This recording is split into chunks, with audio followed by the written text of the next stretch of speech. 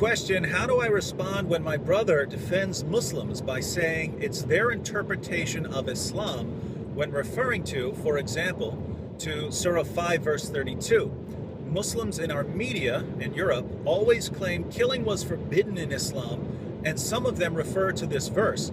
This makes people think that it's a legitimate interpretation of that verse. I've shown this verse to my brother, and he said I couldn't understand that verse in a peaceful way, yet he keeps saying that Muslims are able to interpret the verse as peaceful. So there are two issues here. One is how people are capable of interpreting verses, and the other is what the verses are actually saying. And I'll just say here, any Muslim can interpret any verse of the Quran however he wants. So that's not the issue we're talking about here.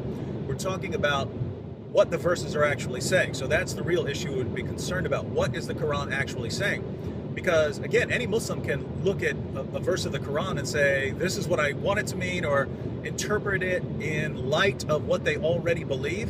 And this isn't just Muslims. Christians can do this, Jews can do this. Anyone can interpret their books in light of what they already want to believe. The problem is that those texts actually have a meaning that if you're not trying to interpret it in light of what you already believe, then you start looking, what does this actually mean in the text of the Quran, in its historical context, and so on. And just to point out the problem, let me go ahead and read the verse. So the verse is very common, one of the most commonly quoted verses by the media to show that Islam is a religion of peace. But it says, the way it will be quoted is that the Quran says that if anyone killed a man, it's as if he has killed all mankind. And that sounds really, really peaceful. Let's read what it actually says. Chapter 5, verse 32 of the Quran. For this reason did we prescribe to the children of Israel, notice that this is a verse prescribed for the children of Israel, that whoever slays a soul, unless it be for manslaughter or for mischief in the land, it is as though he slew all men. And whoever keeps it alive, it is as though he kept alive all men. And certainly our apostles came to them with clear arguments, but even after that, many of them certainly act extravagantly in the land. So this says that this is a verse given to the children of Israel. We actually know where this comes from. It comes from Mishnah Sanhedrin. Of the Talmud. Yeah, the Jewish Talmud. So this was a teaching of the Jews. Jews were quoting this to Muslims during this time, and Muhammad says, yes, this was revealed for the Jews. The next verse is revealed for Muslims, and it says, the punishment of those who wage war against Allah and His apostle and strive to make mischief in the land is only this, that they should be murdered or crucified, or their hands and their feet should be cut off on opposite sides, or they should be imprisoned.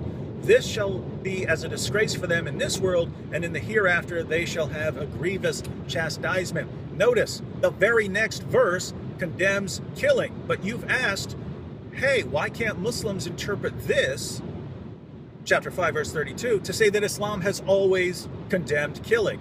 Well, as a rule, if the very next verse commands killing in certain circumstances, namely you've committed the vague crime of making mischief in a Muslim land, then you just can't legitimately interpret it that way.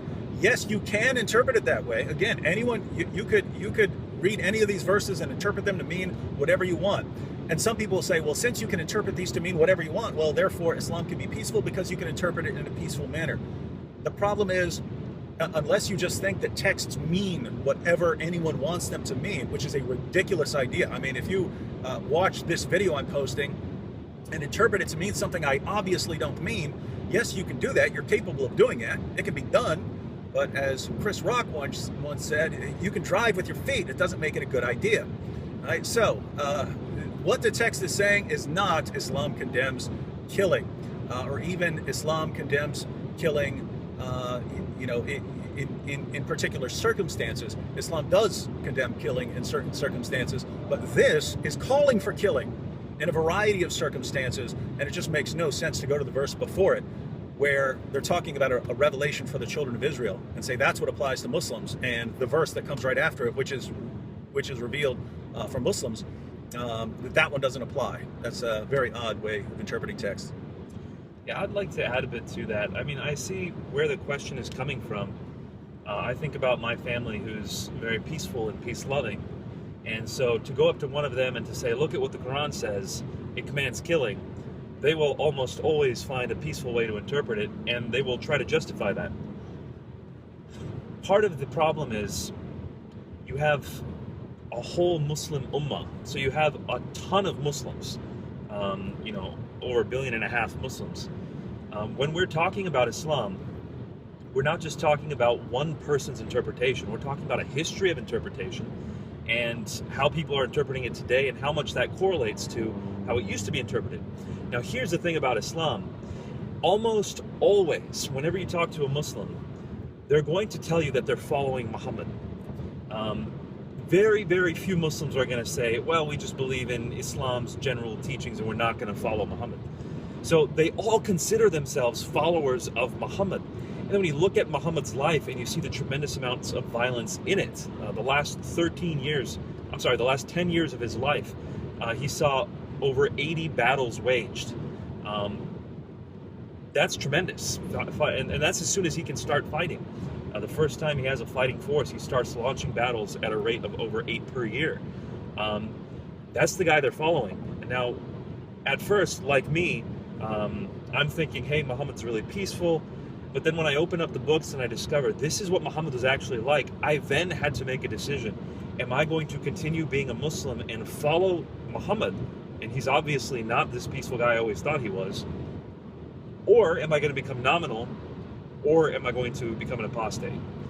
So I kind of had a choice to make when I realized the reality of the violence of Islam.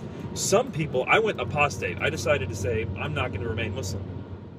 Some people make the decision, no, we are going to radicalize. If this is what Muhammad taught, then this is what he taught, and I need to follow it. This is a lot of converts. If you notice, many of the crimes that are committed in the West are committed by people who've been converted to Islam, and they've been told this is the man you're following, and they get zealous and they commit these murders and these atrocities. So, just because you have some Muslims who are interpreting it peacefully, it doesn't mean that we shouldn't take a stand and say, no, this is what it actually has said, because those Muslims might realize it someday, and we ought to be there for them to help them know how to respond to this truth.